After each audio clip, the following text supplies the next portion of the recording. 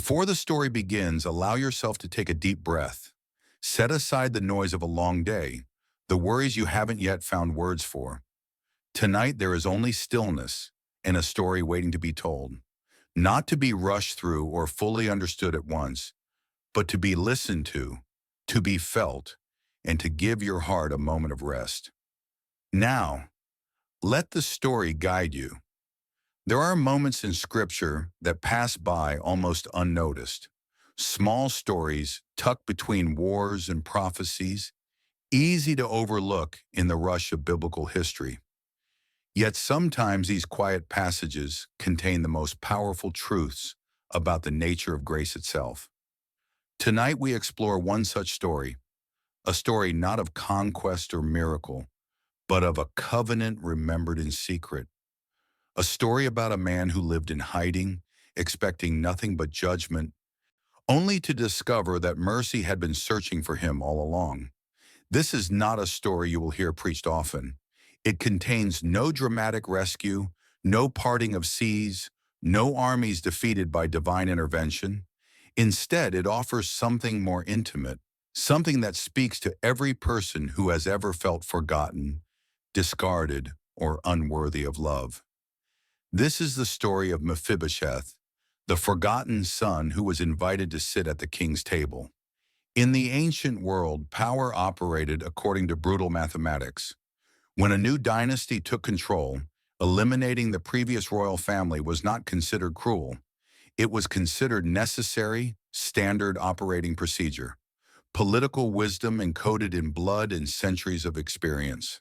So when David secured his throne after the death of King Saul, everyone expected him to do what conquerors had always done: search out Saul's descendants and ensure they could never challenge his rule. Find them in whatever corners of the kingdom they were hiding. End their lives quietly. Move forward without the burden of potential rebellion. But David did something different, something that confused his advisors and contradicted everything political wisdom taught about securing power. He went looking for Saul's descendants, not to destroy them, but to bless them. This story is about what happened next, about a man who spent his entire life waiting for the sword to fall, only to discover that the king had been planning something else entirely, about grace that crosses political boundaries and covenant love that outlives death itself. It is a story about broken feet and royal tables, about hiding and being found, about expecting judgment and receiving mercy instead, about the kindness of a king who remembered a promise when forgetting would have been easier. So settle in. Let the day's tensions ease from your shoulders. Breathe deeply and prepare to hear about a moment when grace found someone who had given up hoping for it, when mercy reached into a forgotten corner of the kingdom and changed everything. This is the story of Mephibosheth, and it begins, as many stories do, with a tragedy that seemed to foreclose any possibility of a happy ending. Chapter 1. A child marked by tragedy. The day everything changed began like any other day in the household of Israel's first king. The palace of Saul stood on the heights of Gaba, overlooking the valleys where shepherds tended their flocks, and farmers worked land that had been in their families for generations. Inside those wolves lived a child named Mephibosheth, a boy who knew nothing of the political storms gathering around his family's throne. Mephibosheth was 5 years old enough to run through the corridors of the palace, young enough to believe the world would always be safe. He was the son of Jonathan, the crown prince, and the grandson of King Saul himself. Royal blood ran through his veins. The future should have stretched before him like an open road, paved with privilege and power, and the assumption of continued significance. The palace was his playground. He knew every corridor, every hidden alcove, every place where a small boy could hide during games with the servants as children. He knew the kitchens where cooks would slip him treats, the armory where weapons gleamed in careful rows, the gardens where his mother walked in the evenings when the heat of the day had passed. His father Jonathan was often away with the army, fighting Israel's enemies. But when he returned, he was gentle and attentive. He would lift Mephibosheth onto his shoulders and walk through the palace grounds, pointing out birds in the trees, teaching him the names of flowers, telling him stories about the God who had chosen their family to rule over Israel. Jonathan spoke often about his friend David, the shepherd who had killed a giant, the warrior who had become like a brother to him, the man who played music that could soothe even Saul's troubled mind. Young Mafir Bush heard these stories and understood that David was important to his father in ways that transcended normal friendship. But futures can collapse in a single afternoon. The news came from Mount Gilboa, like a thunderclap that shattered the foundation of everything Mephibosheth's family had built. A messenger arrived, his clothes torn, dust covering him from the road, his face carrying the kind of devastation that needs no words to communicate disaster. The Philistine army had achieved what seemed impossible. They had defeated Israel's forces in a devastating battle. The fighting had been fierce, the losses catastrophic. And when the day ended, when the sun set over the mountain and the carrion birds began their circling, King Saul was dead. Prince Jonathan was dead. The throne of Israel had fallen. In the palace, panic erupted immediately. The news spread through the household like wildfire through dry grass. Servants scrambled to gather possessions. Guards abandoned their posts. The careful order that had governed daily life dissolved into chaos as everyone understood what history had taught them about royal successions in the ancient world. When a new king took power, the previous royal family rarely survived. This was not particular to Israel. It was the pattern throughout the ancient Near East. Eliminating potential rivals was not considered cruel. It was considered practical politics, standard procedure, the way things had always been done. You could not blame a new king for securing his throne this way. Leaving descendants of the previous dynasty alive was asking for rebellion. Someone would always rally around them. Someone would always whisper that they were the legitimate rulers. Someone would always plot to restore them to power.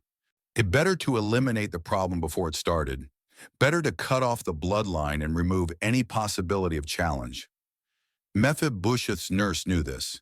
She had lived through enough political turmoil to understand exactly what was coming. As chaos swirled through the palace, as people grabbed what they could carry and fled in every direction, she made the decision that would define the rest of the child's life. She would run. She would take the boy and flee as far from Jerusalem and the coming bloodshed as possible. She gathered him up in her arms, barely pausing to collect any belongings, and joined the stream of refugees pouring out of the city. Mephibosheth did not understand what was happening. One moment he was in the palace, the next he was being carried through streets filled with panic. People were crying, shouting, running in all directions. The nurse held him tight. Too tight, her fear transmitted through her grip. "Where are we going?" he asked. "Where is father?" She didn't answer, could not answer.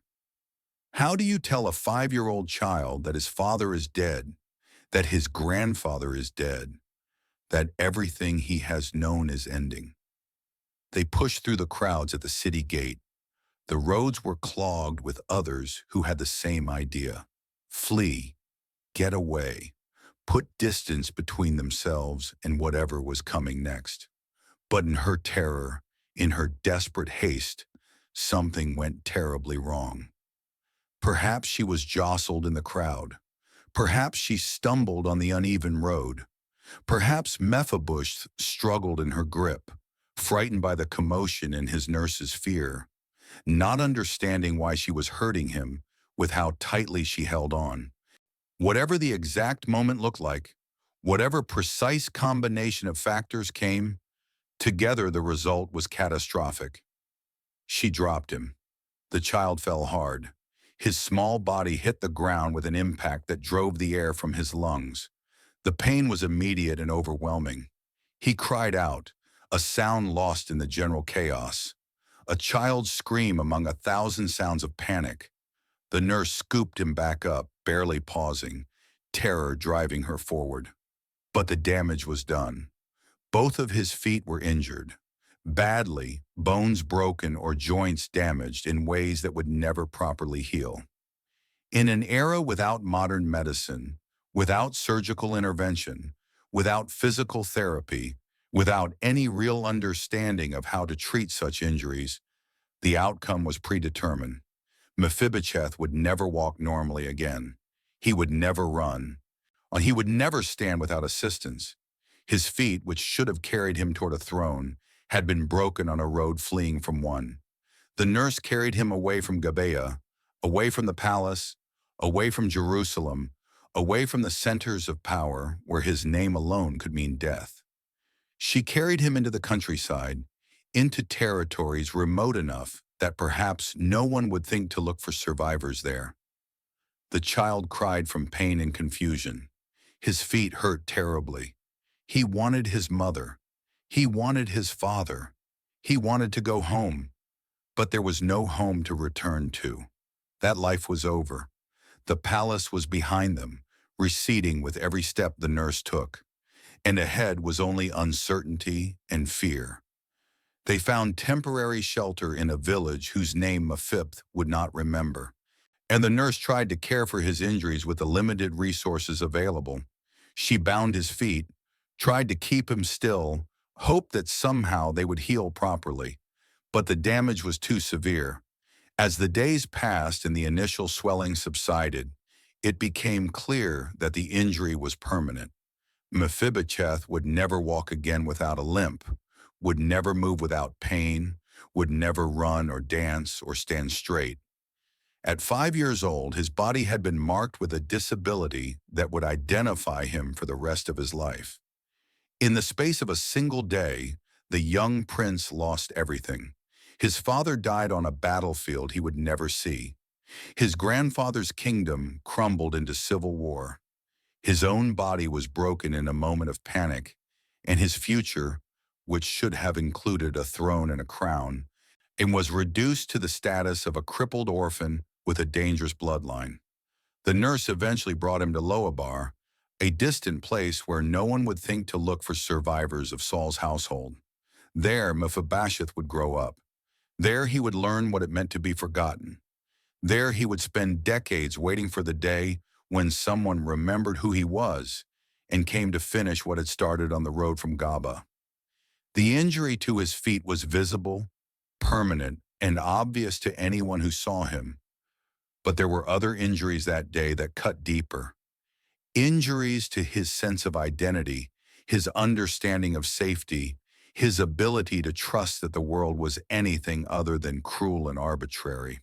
He was 5 years old, and already he was learning the lessons that would shape decades to come. That power is fleeting. That safety is an illusion. That being born into privilege means nothing when the throne itself can be overthrown in an afternoon. That bodies can be broken and futures can collapse, and the people you love can disappear in an instant. The boy who should have been a prince became instead a refugee. The child who should have grown up in palaces grew up knowing only fear, and the feet that should have carried him toward a crown would barely carry him at all. This was how Mephibosheth's story began, not with promise, but with catastrophe, not with hope, but with injury, not with a future, but with survival. And for many years, survival would be all he knew. Survival and the constant shadow of fear that someday someone would remember that Saul's grandson still lived. Chapter 2. A Life in Hiding. The place where Mephibosheth eventually settled bore a name that seemed almost cruelly appropriate, Loabar. In Hebrew, the name meant no pasture or no thing. It was a place defined by what it lacked rather than what it possessed. A forgotten corner of Israel, far from the centers of power, far from Jerusalem, far from anywhere that mattered to the people who shaped the nation's destiny. It was the perfect place to disappear. Loabar sat on the eastern edge of Israelite territory in the region of Gilead, beyond the Jordan River. The land was rugged, the settlements sparse, the people hardy and independent in the way of all frontier communities. News from Jerusalem arrived late here, if it arrived at all. The great events of David's consolidation of power, the establishment of his capital, the expansion of Israel's borders, all of this happened at a distance that made it feel almost abstract. Mephibosheth grew from a frightened child into a cautious man in this landscape of absence. The years passed slowly in lore, each season blending into the next with the kind of sameness that characterizes lives lived in hiding. There were no celebrations of royal birthdays here, no festivals honoring the memory of Saul's house, no recognition that the man living quietly among them had once been destined for greatness. His disability marked him visibly. In a society built around agriculture and shepherding where physical capability determined economic value, his limitations were obvious and consequential. He could not work the fields like other men, could not follow flocks over rough terrain, could not participate in the physical labor that defined adult male identity in these communities. He could not walk without assistance. Someone had to help him move from place to place. He needed support to stand for any length of time. The simple act of moving through daily life required planning and accommodation. In modern terms, we might say he had limited mobility. In the ancient world, they simply said he was lame, crippled, unable to function as a normal man should.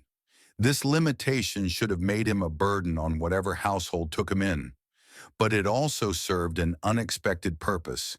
It kept him unremarkable. A disabled man in a remote village attracted no attention from the royal court. No one suspected that someone so obviously limited could be a threat to anyone's throne. A man named Machir, son of Amiel, provided shelter. And the text does not explain why. Perhaps Machir had connections to Saul's household. Perhaps he simply took pity on a child in need.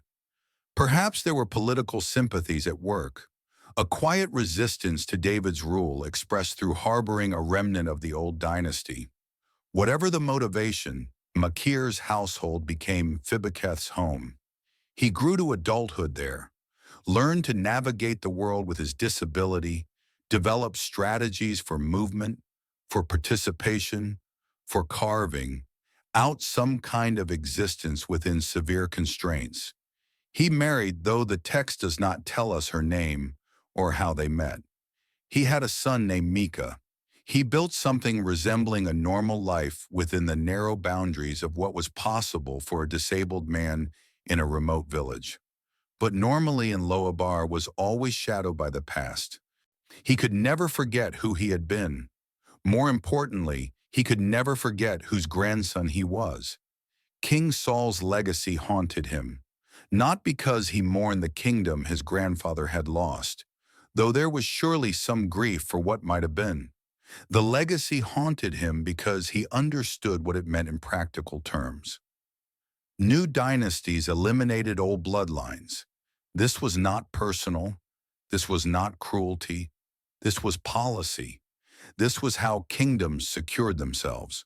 This was the pattern of history repeated so consistently that it might as well have been natural law. David now ruled in Jerusalem. By all accounts, his throne was secure. The civil war that followed Saul's death had ended in David's favor. The northern tribes had accepted his kingship. Israel was united under a single crown again. This should have been good news. So stability, peace, the end of the chaos that had nearly torn the nation apart. But for Mephibosheth, David's success was a countdown clock.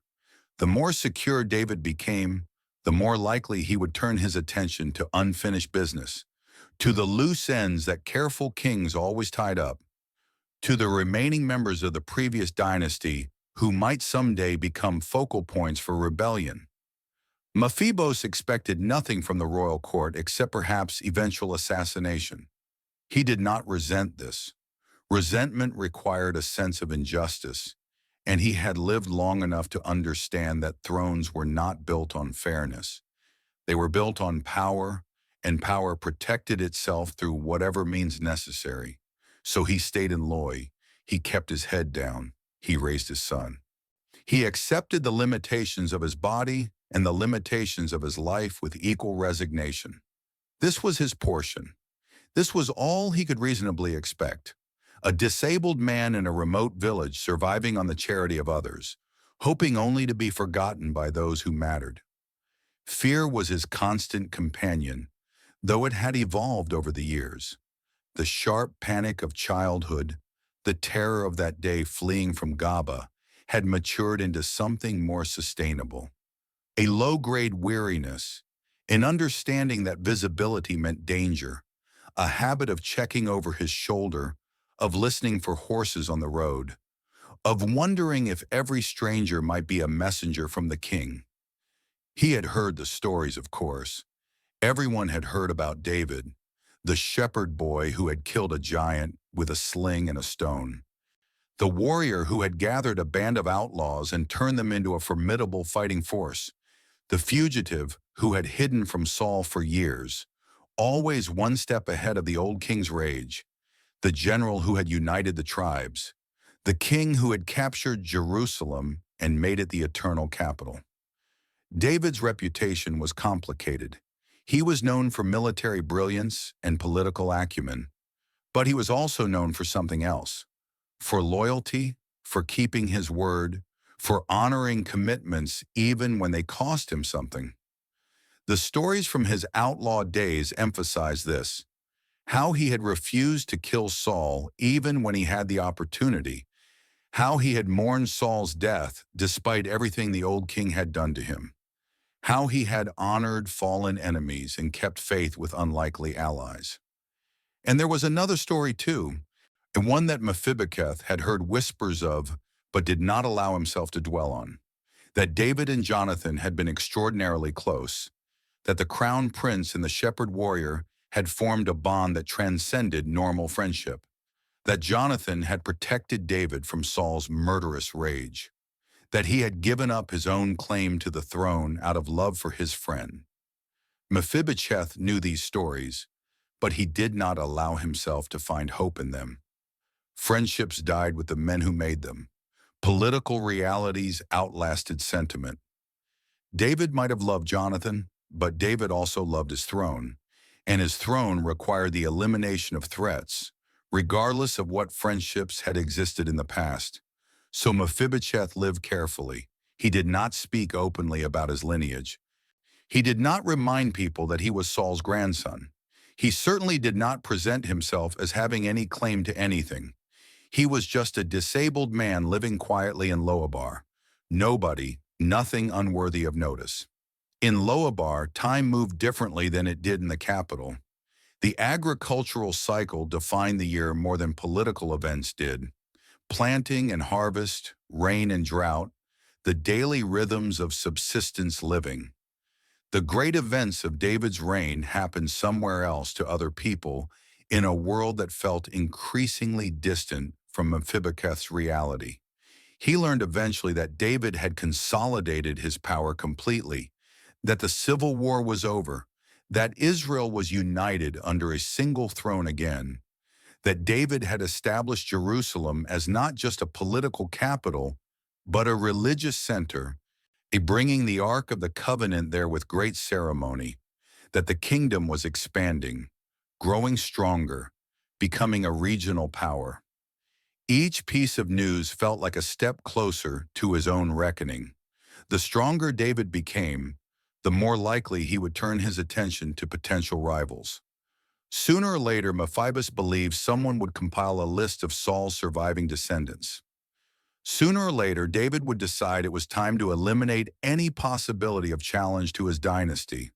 Sooner or later, soldiers would arrive in Lore. He imagined how it would happen, not with fanfare or formal accusations, just quiet men arriving in the night, a blade in the dark, a shallow grave far from Jerusalem. His son would be killed too. Probably. That was how these things worked. You eliminated the bloodline, not just the individual. You made sure there was no one left to become a symbol of resistance or a rallying point for dissent. This was the reality Mephibosheth lived with every day. Not the sharp terror of imminent danger, but the dull certainty of inevitable doom. He was living on borrowed time. He had been living on borrowed time since the day his nurse dropped him on the road from Gaba. Every year that passed without soldiers arriving was just delaying the inevitable. His son Micah grew up in this atmosphere of quiet dread. The boy knew his lineage, knew who his great-grandfather had been, but he also knew that this knowledge was dangerous. Mephibosheth taught him carefully how to be unremarkable, how to avoid drawing attention, how to survive in a world where your blood made you a target. It was a terrible thing to teach a child, that their identity was a threat, that they should be grateful for obscurity, that the best they could hope for was to be forgotten by people who mattered. But Mephibosheth saw no alternative. This was the wisdom of survival in a world where political power decided who lived and who died. So he stayed small. He stayed quiet. He stayed in Loabar, the place of nothing where a man with a dangerous name could pretend to be nobody. And for many years this strategy worked. The soldiers never came. The assassins never arrived. The king in Jerusalem seemed to have forgotten that Saul's grandson existed at all. Mephibosheth took no comfort in this. In his experience, forgotten people had a way of being suddenly remembered. And when powerful men remembered the weak, it rarely ended well. The axe might be delayed, but it was still hanging there, suspended by threads of royal indifference that could snap at any moment. He waited. He lived. He raised his son. He ate his meals and slept his nights, and moved through his days with the quiet desperation of a man who expects nothing good from the world and has learned not to hope for anything different. Lobar suited him, the place of nothing for a man who believed he was entitled to nothing. The forgotten corner of the kingdom for a man who prayed only to remain forgotten. The barren place for a life that felt equally barren of possibility or promise. He was Saul's grandson, Jonathan's son, heir to a fallen dynasty and a broken body, living in obscurity, expecting nothing, hoping for nothing beyond another day of survival. But prayers, like thrones, do not always work the way we expect them to. And sometimes the very thing we fear most, being remembered, turns out to be the beginning of something we never dared to imagine. Somewhere in Jerusalem, a king was thinking about promises, about covenant, about a friendship that had shaped his life, and a vow that had never left his memory. And that thinking was about to send ripples across the miles to a forgotten village and change everything for a man who had given up believing that change was possible. Chapter 3. A King Who Remembers a Promise.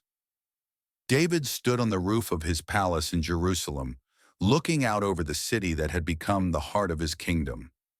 The sun was setting, painting the hills in shades of gold and amber, the kind of evening that invited reflection rather than action. Years had passed since the chaos of civil war. The throne was secure now, and the borders were established. The armies were strong. Israel had become the regional power that Saul had only dreamed of creating. But on this particular evening, David's mind was not on politics or military strategy. He was thinking about the past. Specifically, he was thinking about a friendship that had shaped his youth and a promise that had never left his memory. Jonathan. The name still brought a mixture of joy and grief even after all these years. David had loved many people in his life, his wives, his children, his loyal soldiers. But Jonathan had been different. The bond between them had been something deeper than affection, stronger than alliance, more enduring than the political relationships that typically shaped royal households. They had met when David was still a shepherd boy who had somehow killed a giant. Jonathan was the crown prince, heir to Saul's throne, a skilled warrior in his own right. By every calculation of status and hierarchy, they should have been rivals. Jonathan should have seen David as a threat to his inheritance. Instead, he had seen a kindred spirit. The text says their souls were knit together. It is the language of covenant, of binding commitment, of love that transcends ordinary friendship. Jonathan had given David his robe, his armor, his weapons, symbols of status and identity. The kingdom was stable. He had time to attend to what mattered in a different way, time to honor old promises, time to do something that political calculation would never suggest, but that covenant love required. He turned from the view and descended back into the palace, called for his servants. His question was simple and direct, but it carried implications that would have surprised anyone who understood the typical behavior of kings. Is there anyone left of the house of Saul to whom I can show kindness for Jonathan's sake? The servants exchanged glances. This was unexpected, unprecedented, really. Kings did not typically go searching for survivors of the previous dynasty. The usual approach was to eliminate them quietly and move on. Leaving potential claimants alive was asking for trouble. Someone would always rally around them. Someone would always whisper that they were the legitimate rulers. Someone would always plot to restore them to power. Smart kings eliminated this problem before it could develop. It was not considered cruel. It was considered prudent. Standard procedure throughout the ancient Near East. You conquered a kingdom. You married into the previous royal family if that served your interests, and you quietly removed anyone who might become a focal point for rebellion. David's question suggested something radically different. He was not asking if any of Saul's descendants survived so he could eliminate them. He was asking so he could bless them, show them kindness for Jonathan's sake. One of the servants spoke up carefully, testing the waters, uncertain what this inquiry might really be about. There is a man named Ziba who was a servant in Saul's household. He would know if anyone from the royal family still lives. David nodded. Bring him to me. They sent for Ziba. The man arrived quickly, moving with the practiced efficiency of someone who had spent his life in royal service. He was older now, his hair graying, his face lined with the kind of weathering that comes from decades of navigating the dangerous waters of palace politics. He had survived the transition from Saul's reign to David's, which suggested either extraordinary luck or considerable skill at knowing when to speak and when to remain silent. He bowed low before David, his posture communicating both respect and weariness. Whatever this summons was about, it was unexpected. And unexpected summons from kings were rarely simple matters. David looked at him steadily. Yeah, are you Ziba? I am your servant, Ziba replied, the standard formula of submission to royal authority. David got straight to the point. Is there anyone left of Saul's house to whom I can show the kindness of the Almighty? The phrasing was significant. Not just kindness, but the kindness of the Almighty. Covenant kindness has said in Hebrew, the word that carries connotations of loyal love, steadfast mercy, the kind of commitment that does not waver based on circumstances. This was not about political gestures or temporary alliances. This was about something deeper. Ziba hesitated. The question could be a trap. If he revealed that Saul's descendants survived, would they be killed? But the king was waiting, and there was something in David's voice, something sincere that suggested this was not about political elimination. There is still a son of Jonathan, Ziba said carefully, watching David's reaction. He is lame in both feet. The detail about the disability was significant. Ziba was making it absolutely clear that this descendant posed no physical threat. He could not lead armies. He could not ride into battle. He could not rally troops or march on Jerusalem or challenge David's rule in any military sense. This was not a dangerous prince hiding in the provinces, gathering strength for rebellion.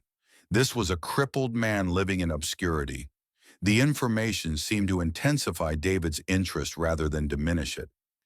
His next question came quickly. Where is he? In Loabar, Saul answered. In the house of Machir, son of Amiel. Lore. Even saying the name communicated something. The place of nothing. The edge of nowhere. A location so insignificant that it barely warranted mention on any map of Israel. Of course, Jonathan's son would be there. Where else would a fugitive from a fallen dynasty hide? But David heard something different in the name. He heard isolation, poverty, probably fear. A man living in Loabar was a man who had nothing and expected nothing. A man who had been forgotten by the centers of power. A man who probably woke every morning wondering if this would be the day soldiers arrived to finish what had started at Mount Gilboa. David gave the order without hesitation. Go and bring him to me. The command was clear. The servants departed. Ziba left to make the journey to Lor, and David returned to his thoughts about covenant and kindness, about promises made in youth and honored in power, about the difference between ruling through fear and ruling through mercy. He could have ignored the promise. No one would have blamed him. Jonathan was long dead. The covenant had been made in different times under different circumstances. David's throne was secure now. He had no political need to honor old vows to a fallen house. In fact, prudent advisors would likely counsel against it. Why remind people that Saul's descendants still existed? Why create potential complications? But David was not thinking politically. He was thinking about the nature of faithfulness itself, about what it meant to keep your word when keeping it cost you something, about the kind of king he wanted to be, not just in public proclamations, but in private decisions that no one else would ever know about.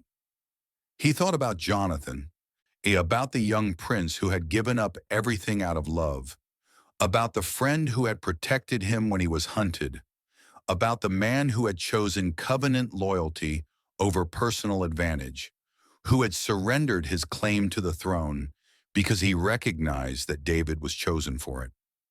Jonathan had trusted David, had believed in him, had loved him with a love that demanded nothing in return. How could David do less than honor that memory? How could he let Jonathan's son live in poverty and fear when he had the power to change that? How could he call himself a man of covenant if he forgot the vows that mattered most? The message would reach Loabar soon. Soldiers would arrive at the house of Machir. A man named Mephibosheth, who had spent decades hiding, would be summoned to Jerusalem. His life was about to change in ways he could not possibly anticipate. But David was not thinking about Mephibosheth's fear. He was thinking about Jonathan's love. He was remembering a friendship that had saved his life. He was honoring a covenant that mattered more than political convenience. In the ancient world, this was revolutionary. Kings did not seek out the descendants of their predecessors to bless them. They sought them out to bury them.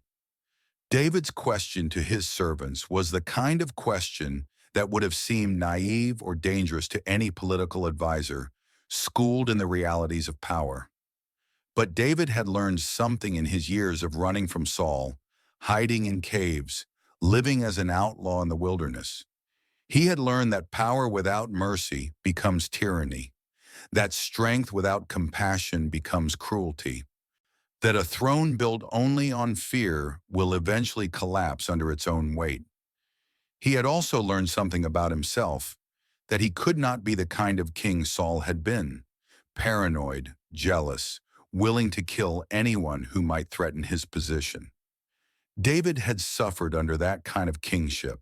He knew what it produced: fear, betrayal, instability, the very things that ultimately destroyed Saul's dynasty. So he asked for Meth, not to eliminate a threat, not to secure his dynasty, not to make a political statement, simply because he had made a promise, and because he believed that promises, especially those made in love, were sacred things that survived the death of the men who inspired them. The sun set completely over Jerusalem, the city prepared for evening. Lamps were lit in windows across the hillsides. The palace settled into its nightly rhythms, and in his chambers, a king waited for the arrival of a man he had never met. A man whose life was about to be transformed by a covenant he knew nothing about. Grace was coming. It was riding toward Loabar on horses sent from the royal court. It was carrying a summons that looked like a death warrant, but was actually an invitation. It was about to reach into a forgotten place and call a forgotten man by name. And Mephibosheth, living in his quiet fear, sustained by his daily dread, expecting nothing but eventual doom, had no idea that everything was about to change. The king had remembered not with anger, but with kindness, not with threat, but with mercy, not to destroy, but to bless. And that made all the difference in the world. Chapter 4. The name is spoken. And the riders appeared on the horizon late in the afternoon, dust rising from the road that led into Loabar. In a village where visitors were rare and official visitors were unheard of, the sight of royal messengers caused immediate alarm. The dust cloud was visible long before the individual riders could be distinguished. People stopped their work to watch. Shepherds paused on the hillsides. Women gathering water looked up from the well. Children playing in the streets fell silent as adults called them close with tones of concern. Strangers meant unpredictability. Official strangers meant potential trouble, and these were clearly official. You could tell by how they rode, by their bearing, by the way they moved as a unit with military precision rather than the casual approach of merchants or travelers. Mephibosheth heard the commotion before he saw the soldiers. His quarters in Machir's house faced the main street, and voices outside carried tones of confusion and fear. He pulled himself to the window, his movements slow and deliberate, his damaged feet making every step an effort that required concentration and upper body strength. What he saw confirmed his deepest dread. Royal guards, the insignia of David's house visible on their clothing and equipment, horses and weapons, and the unmistakable bearing of men on official business. Professional soldiers, well-equipped, moving with purpose, they had come for him. After all these years of waiting, of living in the shadows, of praying to remain invisible, the moment he had always feared had finally arrived. His heart hammered in his chest. His hands trembled. His breath came short and shallow. This was how it would end. He had always known it would end like this. The soldiers approached the house of Micaiah. Their leader dismounted with practiced ease, a man accustomed to authority and obedience. He spoke to the gathered villagers with the kind of voice that expected to be heard and obeyed. "We seek Mephibosheth, son of Jonathan, grandson of Saul." Hearing his full name spoken aloud in Loabar was surreal. For years he had been just another resident of the village, another disabled man living a quiet life. His lineage was known to those close to him, but it was not advertised, not proclaimed, not something that defined him in public spaces. Now the royal court had reached across the miles to pull him back into the history he had tried to escape. His full name, his father's name, his grandfather's name, the complete genealogy that marked him as a potential threat to David's throne. Machir, the man who had sheltered him all these years, stood in the doorway. His face was carefully neutral, but Mephibosheth could see the concern in his eyes. Machir knew what royal summons typically meant. They both knew. Everyone in the village who had any awareness of politics knew. When kings sent soldiers to find remnants of previous dynasties, they were not extending dinner invitations. "The king has sent for him," the lead soldier continued. His tone was professional, neither hostile nor warm, just matter-of-fact delivery of royal commands. He is to come to Jerusalem immediately. Mephibosheth stepped forward, supporting himself against the doorframe. There was no point in hiding, no point in denying who he was. They knew. David knew the secret that had protected him for decades was no longer a secret. Whatever was going to happen, and delaying it would only make things worse. "I am Mephibosheth," he said. His voice was steadier than he expected. Years of living with fear had taught him how to function through it, how to keep moving even when every instinct screamed to freeze or flee, how to meet what you could not avoid with whatever dignity you could muster. "I will come." The soldiers showed no hostility. They were not there to arrest him or harm him or drag him away in chains. They were simply following orders, delivering a royal summons, waiting for compliance. This should have been reassuring, but it was not. Executions did not always require chains and violence. Sometimes they were carried out with ceremony and official protocol. Sometimes the condemned were treated with courtesy right up until the moment the blade fell. Mephibosheth turned back into the house to gather what little he possessed. A change of clothing, a few personal items, not much. A man in his position did not accumulate possessions. He traveled light through life because he never knew when he might need to run. Though his feet made running impossible, or when everything might be taken away. His wife appeared, her face pale, her eyes wide with fear she was trying to control. She understood what was happening. She had known from the beginning that her husband's lineage made him vulnerable. Now the vulnerability had become reality. "I will return," Mephibosheth told her, though he did not believe it. He was trying to give her hope, trying to make this easier for her and for Micah, their son, who stood nearby, watching with a terrible perception that children have when adults are afraid. She nodded but said nothing. What was there to say? She helped him gather his things, helped him prepare for a journey he did not expect to survive. Micah, his young boy, watched with wide eyes.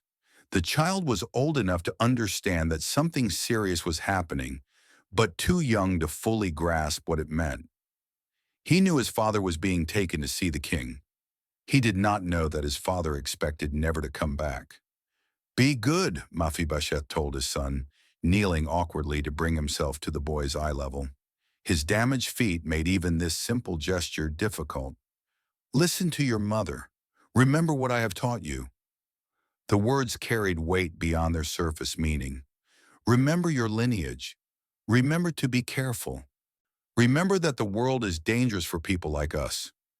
Remember everything I tried to teach you about surviving in a world where your blood makes you a target. He embraced his son, held him tight, tried to memorize the feeling because he did not expect to hold him again. Then he stood with effort, with pain, and turned to face what was coming. The soldiers had brought a wagon for him. They understood he could not ride a horse. The practical accommodation should have been evidence of consideration. But Mephibosheth could not interpret it that way. It simply meant they were being thorough, efficient, making sure he arrived in Jerusalem as ordered. He climbed into the wagon with help from Micah. The old man gripped his arm firmly, a gesture of support and farewell. "May the Almighty protect you," Micah whispered. And Mephibosheth nodded, but did not trust himself to speak. The Almighty had not protected his father or grandfather. He had no reason to believe protection would come now. Faith was hard to maintain when history taught such brutal lessons about how these situations typically ended. The journey to Jerusalem took days. The soldiers maintained a steady pace but showed no cruelty. They provided food and water, allowed stops for rest, treated Mephibosheth with the kind of neutral courtesy that soldiers show when following orders without personal investment in the outcome. Every mile brought him closer to the city he had fled as a child. Every mile brought him closer to the throne that represented everything his family had lost. Every mile felt like a step toward inevitable doom. He had time to think during the journey. Too much time. His mind went in circles trying to understand what David wanted, trying to imagine scenarios where this ended with anything other than execution. Perhaps David was finally cleaning house, eliminating the last threads of Saul's bloodline now that his own power was absolute. Perhaps this summons was delayed justice for some imagined crime. Perhaps David had simply decided that Mephibosheth's continued existence was a loose end that needed tying up. Or perhaps, and this thought was somehow worse, David wanted something from him. A public renunciation of his grandfather's legacy, a statement of support for David's dynasty, some kind of display that would humiliate Saul's memory and validate David's rule. Mephibosheth did not know if he could do that, did not know if he had the strength to betray his family's memory, even to save his life. He thought about his grandfather, Saul, the first king of Israel, the man who had started well and ended badly, consumed by jealousy and paranoia, pursuing David with murderous obsession, dying on a battlefield in desperate combat with the Philistines. Saul had been a tragic figure, undermined by his own flaws, but he had been king. He had mattered. He had ruled Israel with varying degrees of success for decades. He thought about his father, Jonathan, the prince who should have inherited the throne, but gave it up out of love for his friend. The warrior who died alongside his father, loyal to the end despite everything. Jonathan had been everything a son should be, everything a prince should be, and he had died for a kingdom that immediately forgot him. Now Mephibosheth was being summoned to account for being their descendant, to answer for blood he had not chosen, to face consequences for a lineage that had given him nothing but hardship. The walls of Jerusalem appeared on the horizon on the fourth day of travel. The city had grown since his childhood. David had transformed it into a true capital, a city worthy of a kingdom that now stretched from the Mediterranean to the Jordan River, from the borders of Egypt to the territories of Aram. The palace stood on the heights, visible for miles, a statement of power and permanence. They entered through the gates.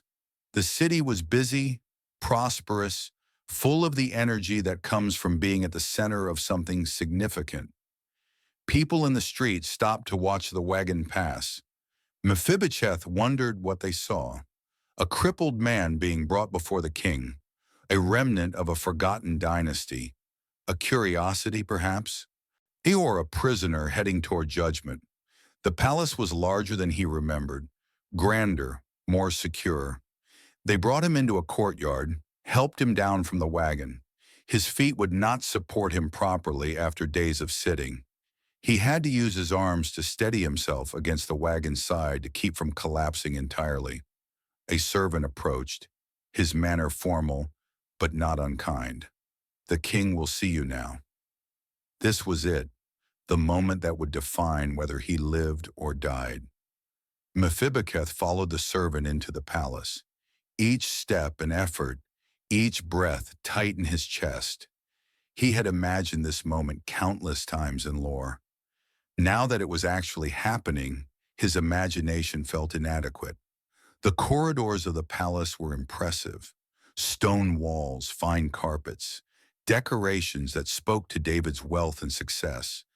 Everything was designed to communicate power, to remind visitors that they stood in the presence of someone who commanded armies, who ruled a kingdom, who could decree life or death with a word. They entered a large hall. At the far end, on a throne that seemed to gather all the light in the room, sat David. The king was older than Meth expected. Not old, but weathered by years of warfare and governance. His hair showed gray. His face carried lines that came from bearing the weight of decisions that affected thousands of lives. But his eyes were sharp, intelligent, measuring. This was clearly a man who had fought his way to power, and held it through cunning and strength. A man who did not suffer threats to his reign. A man who knew how to make hard decisions and live with their consequences. Mephibosheth did the only thing that made sense. He fell forward, prostrating himself before the throne. His damaged feet would not allow him to bow properly with any grace. So he lowered himself to the floor entirely, using his arms to control the descent, his forehead touching the cold stone, his body as low as he could possibly make it. It was the position of absolute submission, of acknowledging complete powerlessness before authority, of placing yourself entirely at the mercy of someone who owed you nothing. He waited for the pronouncement, waited for the accusation, waited for whatever David had summoned him to hear. His heart pounded so hard he could hear it in his ears. The stone was cold against his forehead. The silence stretched. And then the king spoke. His voice was not angry. It was not cold. It was impossibly gentle. Mephibosheth, just his name, spoken without malice, spoken almost with kindness, spoken with a tone that carried something Mephibosheth had not expected to hear, something that sounded almost like warmth. For the first time in decades, Mephibosheth allowed himself to wonder if his assumptions might be wrong, if perhaps this was not execution after all, if possibly, impossibly, something else entirely was happening. But he did not dare to hope. Hope was too dangerous. Hope could make disappointment unbearable. Hope could leave you vulnerable in ways that fear protected you from. So he simply answered from his position on the floor, his voice muffled by stone and fear, and the weight of everything he had carried for so many years. "I am your servant," he said, because what else could he say? What else was he in the presence of the king? What else defined the relationship between someone with all the power and someone with none? He waited for what would come next, for the sword or the pardon, for judgment or mercy, for death or something he could not even imagine. And in that waiting, everything hung in balance. The covenant David had made with Jonathan, the promise that had survived decades and death itself, the grace that had been pursuing Mephibosheth even when he believed he was beyond anyone's concern. Chapter 5. The Meeting. David looked at the man prostrate before his throne and felt a complicated mixture of emotions washing through him. This was Jonathan's son. The physical resemblance was subtle but present, visible now that he was looking for it. Something in the line of the jaw, the set of the shoulders, even in this position of submission. This was the son of the man who had been willing to give up a kingdom for friendship. The young man on the floor was terrified. That much was obvious. His body was rigid with fear, his breathing rapid and shallow enough to be audible in the quiet hall. He expected death. That expectation radiated from every aspect of his posture, his voice, his whole being. David understood why. In Mephibosheth's position, he would have expected the same thing. Survival of the previous royal family was not something most kings tolerated. It was not personal. It was just practical politics. Anyone with Saul's blood could become a focal point for rebellion. Better to eliminate the possibility before it materialized. But David had not summoned Mephibosheth to eliminate him. He had summoned him to honor a promise to do something that political calculation would never suggest, but that covenant love required. "Do not be afraid," David said. His first words after speaking Mephibosheth's name were an explicit command to release fear. It was a necessary beginning. Everything that followed would be misinterpreted unless the fear was addressed first. Unless Mephibosheth understood that this was not an execution, that the summons to Jerusalem was not the death sentence he had assumed it to be. Mephibosheth remained on the floor, not moving, perhaps not believing what he was hearing. Fear was not easily released, especially fear that had been cultivated and reinforced over decades. You could not command someone to stop being afraid and expect immediate compliance. But David had to start somewhere. He continued, his voice clear and firm, making sure every word was heard and understood. I will surely show you kindness for the sake of your father Jonathan. The words hung in the air. They were so far from what Mephibosheth had expected that he could not immediately process them. Kindness for Jonathan's sake. The connection made, the promise revealed, the reason for the summons explained in terms that had nothing to do with threat or elimination. But David was not finished. He wanted to be absolutely clear to leave no room for misunderstanding or lingering fear. I will restore to you all the land that belonged to your grandfather Saul. Land restoration was significant. In the ancient world, land was wealth. It was economic security. It was status. By restoring Saul's lands to Mephibosheth, David was not just being generous. He was giving him the means to support himself with dignity, to provide for his family, to be someone of substance rather than someone living on charity. But even this was not the heart of what David wanted to communicate. The land was important, but it was secondary to the real gift he was offering. David delivered the final part of his decree with emphasis, wanting Meth to understand that this was permanent, that this was personal, that this was about relationship and not just material provision. And you will always eat at my table. Always. Not occasionally, not when it was politically convenient, not as a gesture that could be withdrawn when circumstances change. Always, every day, a permanent place in the royal household, a seat at the table where David's own children sat. An elevation from exile to inclusion, from enemy to family. Mephibosheth lifted his head slightly, just enough to speak. His voice was shaking, disbelief wearing with years of ingrained assumptions about how power worked and what he could expect from those who wielded it. What is your servant that you should notice a dead dog like me? The self-description was not false humility. It was how he genuinely saw himself. Dead dog. In the ancient Near East, this was the lowest possible comparison. A living dog was already considered unclean, worthless, beneath contempt. A dead dog was something you would not even acknowledge, something actively disgusting, something you would step around and try not to see. That was how Mephibosheth saw himself, not just as unimportant, but as repulsive, as someone who should be beneath notice, unworthy of even the smallest consideration. And the disability that marked his body had somehow infected his sense of self until he could not imagine anyone seeing value in him. But David was not interested in Mephibosheth's self-assessment. He was interested in honoring a covenant made decades ago with a friend who had died on a battlefield. He was interested in doing what was right according to the promises he had made, not according to political convenience or Methos's own internalized worthlessness.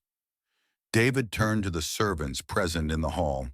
He called for Ziba, the servant who had revealed Mephibosheth's existence. When Ziba came forward, bowing low, David gave him explicit instructions that would ensure Mephibosheth's material security. All of Saul's estate, all the lands and properties that had belonged to the old king were to be turned over to Mephibosheth immediately. Ziba and his sons and his servants, 15 sons and 20 servants in total, would work the land and bring the produce to provide for Mephibosheth's household. The arrangement was generous, creating essentially a self-sustaining economic system that would ensure Mephibosheth wanted for nothing materially. The decree was specific and generous. Mephibosheth was not being given charity that he would need to request repeatedly. He was being given an inheritance. The lands of his grandfather, which by rights should have been confiscated by the crown, were being restored to him as though the dynasty had never fallen. As though Saul's defeat had not invalidated his family's claim to property and status. But even this material restoration was not the heart of David's decree. The heart came in the next statement. I delivered clearly so that Ziba and all the assembled servants would understand that this was not a temporary arrangement or a charitable gesture that could be quietly withdrawn later. However, Mephibosheth will always eat at my table like one of the king's sons. Like one of the king's sons. Not as a dependent, not as someone receiving charity, but as family, as someone who belonged in the most intimate spaces of the royal household, as someone whose presence was not just tolerated, but desired. Mephibosheth remained on the floor, overwhelmed. This was incomprehensible. Kings did not do this. They did not elevate the descendants of previous dynasties. They did not restore lands to potential rivals. They certainly did not invite them into permanent, intimate fellowship. This violated everything he knew about how power worked, how thrones were secured, how wise rulers protected themselves. But David was not acting like a typical king. He was acting like a man who understood covenant, who believed that promises made in love were more binding than political calculation, who saw in the broken man before him not a threat, but an opportunity to honor the memory of someone who had meant everything to him. Servants moved forward to help Mephibosheth to his feet.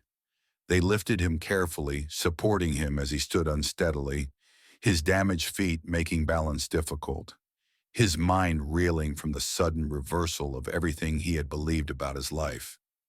Hours ago, he had been in Lober, expecting nothing. Now he was standing in the palace, being told he would eat at the king's table like a prince. David watched him with eyes that held no malice, no suspicion, no calculation, just a kind of satisfaction, as though he had been waiting for this moment, as though honoring this covenant had been something he needed to do for his own soul, as much as for Jonathan's memory or Mephibosheth's benefit. Ziba, David said, addressing the servant directly, I have given to your master's grandson everything that belonged to Saul in his house.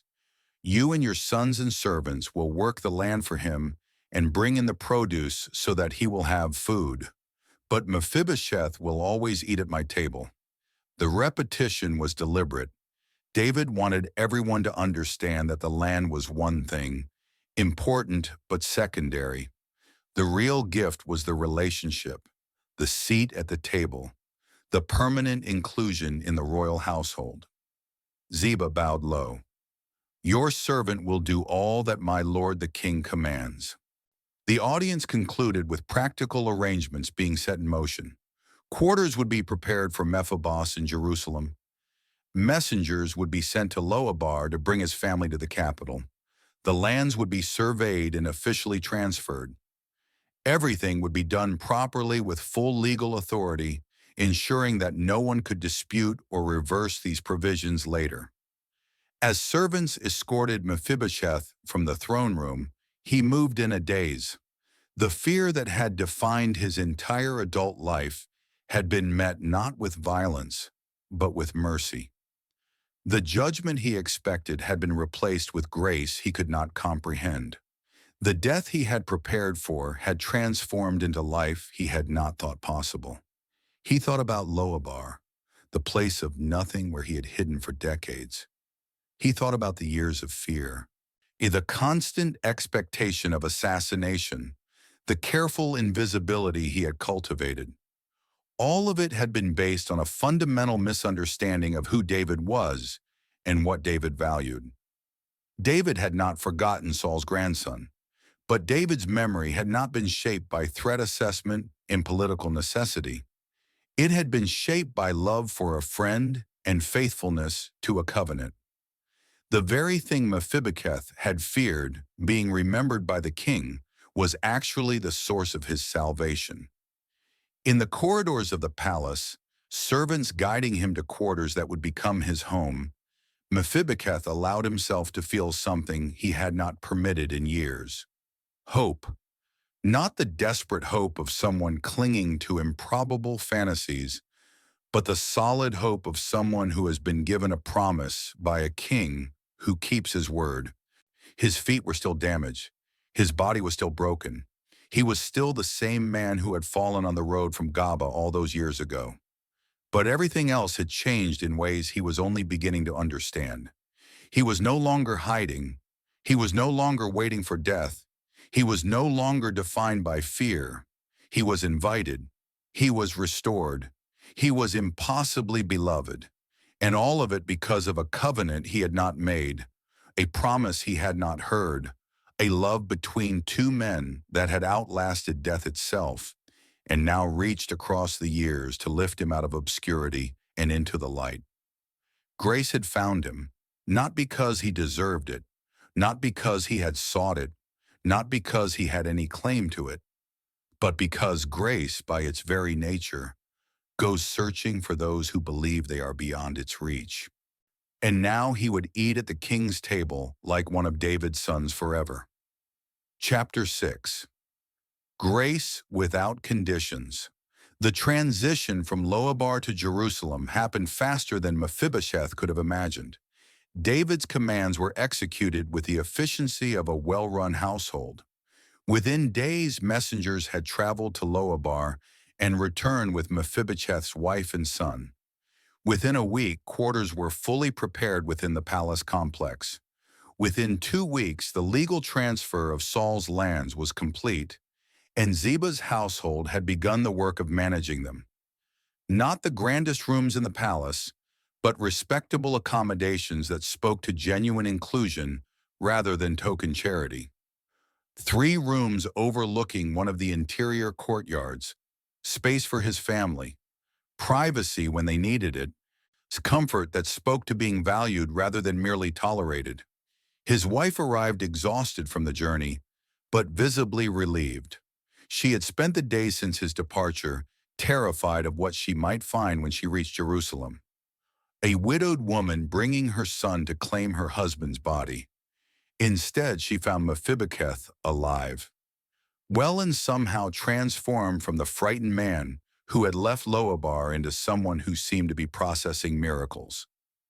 Their son, adjusted to palace life with the resilience of childhood. Within days, he was exploring the corridors, making friends with other children in the household, eating food better than anything he had known in lore. The boy had no emotional baggage around royal palaces or what it meant to be Saul's great-grandson. He simply accepted that they lived here now and that his father ate dinner with the king. The restoration of Saul's lands proved to be substantial. Ziba provided detailed inventories of fields, orchards, and properties that had belonged to the old king. These were not symbolic gestures. This was real wealth, real income, real economic security. The lands produced grain, oil, and wine. They provided income sufficient to support a household in comfort and dignity. Mephibosheth went from poverty in Lodabar to prosperity in Jerusalem overnight. From wondering where his next meal would come from to having servants and land and resources. From being dependent on Micaiah's charity to having his own household that could support itself and provide for his family's future. But the material restoration, significant as it was, palled in comparison to what happened every evening. Dinner at the king's table. The first night was surreal. Mephibosheth entered the dining hall, leaning on a servant for support, acutely aware of his disability, acutely conscious that he did not belong among these people. The king's sons were there, young men in the prime of life, military commanders whose exploits were celebrated throughout Israel, high officials who managed the complex machinery of the kingdom, men of power and influence and physical capability. And then there was him, a crippled descendant of a failed dynasty, someone who could not walk without help, could not stand without pain, could not participate in the military activities that defined masculine status in this culture. Someone who, by every measure that society used to determine worth, should not be at this table. David greeted him warmly, as though there was nothing unusual about his presence. The king gestured to a seat that had been prepared, positioned among the family members, rather than at some distant end, where he could be politely ignored. Mephibosheth here, this is your place. Your place. The words carried weight beyond their simple meaning. This was not just physical location. This was identity, belonging, the declaration that someone wanted him here and would continue wanting him here. Mephibosheth lowered himself carefully into the seat with help from the same servant who had guided him to the hall. The process was awkward, ungainly, another reminder of all the things his body could not do gracefully. But once he was seated, once the table concealed his damaged feet, something remarkable happened. He looked like everyone else. The disability that marked him in every other context became invisible here. At this table, he was not defined by what his body could not do. He was defined by the king's invitation. The princes sat with straight spines and strong legs capable of riding horses and leading armies. Mephibosheth sat with broken feet and limited mobility. But beneath the table, none of this was visible. Beneath the table, they were all just people sharing a meal. He wondered if David had understood this symbolism when he made the invitation. Whether the king recognized that the table was not just a place to eat, but a place where disabilities became irrelevant, where past dynasties and current power structures dissolved into shared humanity. The meal was not formal, it was a family gathering. David spoke about the day's events, asked about his son's activities, he discussed matters of state with his advisors, and he included Mephibosheth in these conversations, asked his opinion about something, listened to his response, treated him like someone whose voice mattered. Mephibosheth, you grew up in Gilead. What do you know about the settlements near Loabar? The question was natural, conversational, but it acknowledged that Mephibosheth had knowledge and experience worth hearing, that he was not just an object of charity, but a person with his own perspective and information. This was the pattern that established itself over the following weeks and months. Every evening, Mephibosheth would come to the king's table. Every evening, he would sit among princes and eat food prepared for royalty. Every evening, the gap between who he was and where he sat would strike him with fresh wonder.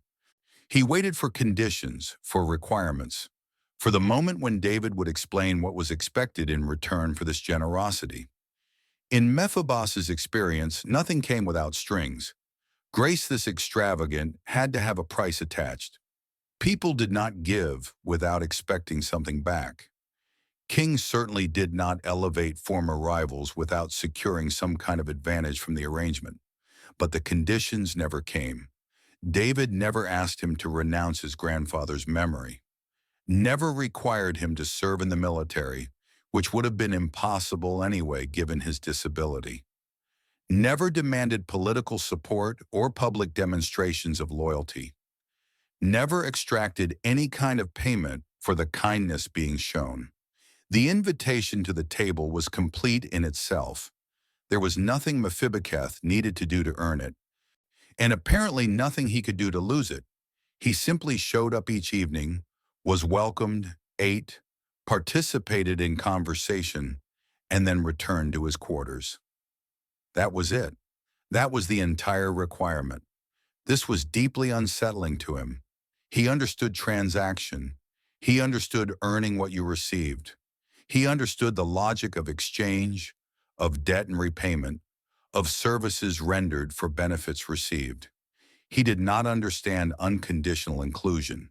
It violated everything he had learned about how power worked, how kings operated, how the world functioned. Days became weeks, weeks became months. The pattern never varied. The invitation remained open. David's kindness never cooled or became perfunctory. If anything, it seemed to deepen. The king would sometimes place a hand on Mech's shoulder in passing. He would ask specifically about his family, would include him in private conversations after the meal when others had departed. One evening, several months into this new life, Mephibosheth finally voiced the question that had been haunting him. They were alone in the dining hall, most others having left for evening activities. David was reviewing some documents, and Mephibosheth had lingered, uncertain whether to speak. "My lord," he began hesitantly, "I do not understand. Why do you do this? What do you want from me?" David looked up from his documents. His expression was gentle, perhaps recognizing that the question came from genuine confusion rather than suspicion. "I want nothing from you," David said simply. "This is not about you giving me anything. This is about me keeping a promise to my father. Yes, to Jonathan." David's voice softened when he spoke the name, affection, and old grief mingling together. "Your father was the best man I ever knew. He gave up everything for me, his claim to the throne, his position with his father, his safety, everything. And before he died, I promised him I would show kindness to his family forever. But that was a promise to him, not to me." Mephibosheth said, "He is dead. The obligation died with him." David shook his head. "Covenant does not die. That is what makes it covenant. It binds not just the people who make it, but everyone who comes after them. I promised Jonathan, and that promise extends to you, to your son, to all your descendants forever. But I've done nothing to deserve this." "That is correct," David agreed. "You have done nothing to deserve this. But grace is not about deserving. If you had to deserve it, it would not be grace. It would be payment, reward, exchange. This is gift freely given because of who your father was and what he meant to me." The words hung in the air. Mephibosheth struggled to absorb them, to believe them, to trust that they were true. Everything in his experience argued against it. People did not give without expecting return. Kings did not extend mercy without securing advantage. Grace was a beautiful idea, but it was not how the world actually worked. Except apparently with David, it was. The conversation ended. They went their separate ways, but the exchange stayed with Mephibosheth, working in his mind like yeast in dough, slowly transforming his understanding of what was happening to him. This was not transaction, it was covenant. And covenant operated according to different rules than the marketplace logic he had assumed governed all human interactions. Covenant said, "You belong because someone I love told me to love you. You have a place at this table, not because you earned it, but because grace brought you here." His son Micah was adjusting faster than he was. The boy was young enough to accept the change without the baggage of years spent in hiding. Micah played with David's younger children. He ate at the king's table without the self-consciousness that haunted his father. He belonged because he had been invited, and the invitation was enough for him. Watching his son, Mephibosheth began to understand something about grace. It was not complicated. It did not require sophisticated theological understanding or deep spiritual maturity. It simply required accepting that the invitation was real, that the king meant what he said, that the seat at the table was genuinely his for as long as he wanted it. But acceptance did not come easily. Mephibosheth found himself constantly bracing for reversal, constantly watching for signs that David's favor was cooling, constantly wondering when the other shoe would drop, when the real price would be revealed, when the conditions would finally be presented. It never happened. Months became a year, then 2 years. The pattern remained unchanged. The seat at the table remained his. David's kindness never wavered. Gradually, slowly, like ice melting in spring sun, Mephibosheth began to believe that this was permanent, that he was not on trial, that grace did not have an expiration date. He began to participate more freely in conversations at the table, began to offer opinions without being asked first, began to joke with David's sons to develop genuine friendships within the royal household. The man who had seen himself as a dead dog began cautiously to see himself as someone who belonged. The land Ziba managed produced well. The harvests were good. Income flowed into Mephibosheth's household consistently. He had everything he needed materially, more than he had ever imagined having. His family was secure. His son was growing up in safety and prosperity. By every external measure, his life had been transformed. But the true wealth was not in the fields, or the produce, or the comfortable quarters. The true wealth was in the daily confirmation that he was wanted, that the king had not merely tolerated his presence, but actively desired his company, that he had value beyond his utility, worth beyond what he could contribute. One evening, several years into this new life, David spoke to him directly about the arrangement. They were alone again, a circumstance that had become comfortable rather than frightening. The king's tone was conversational, reflective, as though he'd been thinking about something and wanted to share it. "You know," David said, "you remind me of your father, not just in appearance, in character." Jonathan had the same quality, the same integrity. Mephibosheth did not know how to respond. Comparisons to his father were sacred ground. Jonathan had been a hero. Mephibosheth was just a broken man who happened to be his son. David continued, apparently not requiring a response. "I made a promise to him that I would show kindness to his family. I want you to understand something. This is not charity. This is covenant. You are here because Jonathan and I loved each other, and that love does not die just because one of us did." It was the clearest explanation David had ever given for why Mephibosheth sat at his table, and it revealed the heart of everything. This was not about Mephibosheth at all. It was about David's faithfulness to a relationship that had defined his youth. Mephibosheth was receiving grace not because of who he was, but because of who his father had been and what his father had meant to the king. That should have felt diminishing, being loved for someone else's sake rather than your own. But it did not. It felt liberating.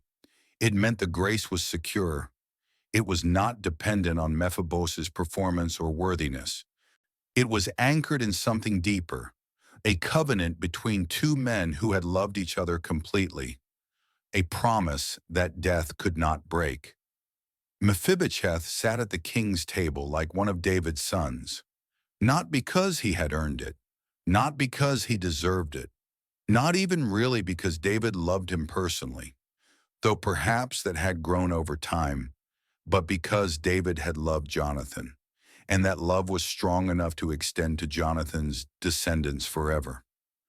This was grace without conditions, mercy without calculations, love that did not demand anything in return except the willingness to accept it.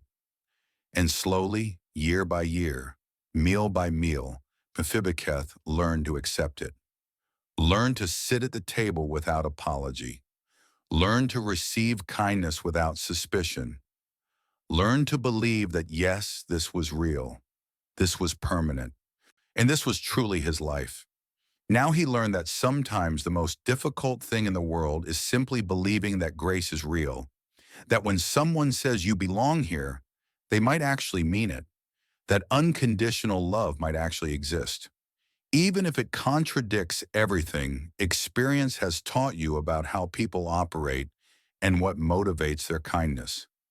Years in Loabar had taught him to trust nothing and expect nothing. Years at David's table were slowly teaching him something different. That covenant was real, that promises mattered, that some people kept their word not because it benefited them, but because faithfulness was part of who they were. And beneath the table, hidden from everyone's view, his broken feet no longer defined him. The disability that had marked his entire life became irrelevant in the place where grace was most fully expressed.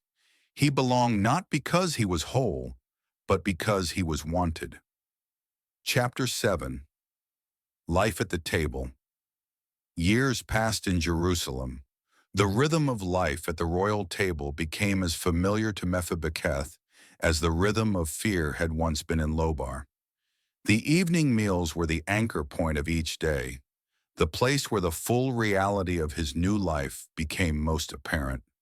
What had once seemed impossible had become routine. What had once felt like dream had solidified into daily experience. David's household was complex and often chaotic. The king had multiple wives, each with her own household and interests. Numerous children at various stages of life, from small children to young adults navigating the complicated waters of being princes. Advisors with competing agendas, military commanders jockeying for favor and position. All the political intrigue that inevitably surrounds centers of power. Mephibosheth observed all of this from his unique position as insider and outsider simultaneously. He was part of the family, yet not quite family. He bore the bloodline of the previous dynasty, yet sat at the table of the current one. He had been elevated from poverty, yet never forgot where he had come from. This dual consciousness gave him a perspective that few others in the palace possessed. He could see things that those born into privilege took for granted, the casual abundance that surrounded royal life, and the way problems were solved with resources that most of Israel's population could not imagine having, the insulation from daily struggles that came from being at the center of power. He appreciated it all more deeply because he had known what it was to have nothing. The physical reality of the table itself remained deeply symbolic to him. When he sat down, when the heavy wood concealed his damaged feet, he was equal to everyone else present. The princes sat with straight spines and strong legs, capable of riding horses and leading armies. They could stand at a moment's notice, walk across the room with ease, engage in physical activities that defined masculine identity in their culture. Mephibosheth could do none of these things, but beneath the table none of this was visible. Beneath the table, they were all just people sharing a meal. The great equalizer, the place where physical capability became irrelevant and conversation, personality, relationship became the currency that mattered. He wondered sometimes if David had understood this symbolism when he made the invitation. Whether the king recognized that the table was not just a place to eat, but a place where disabilities became irrelevant, where past dynasties and current power structures dissolved into shared humanity.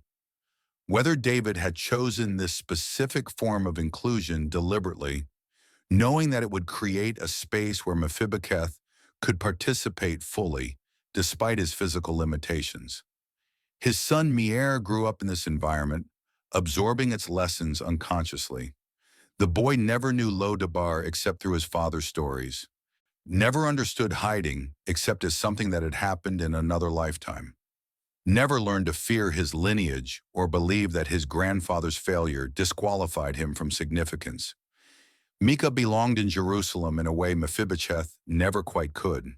The boy had no memory of fear, no internalized shame about his body or his bloodline, no expectation of doom. He simply accepted that this was his life, that he ate at the king's table because that was normal, that he was Saul's great-grandson and also welcome in David's household because both things could be true simultaneously.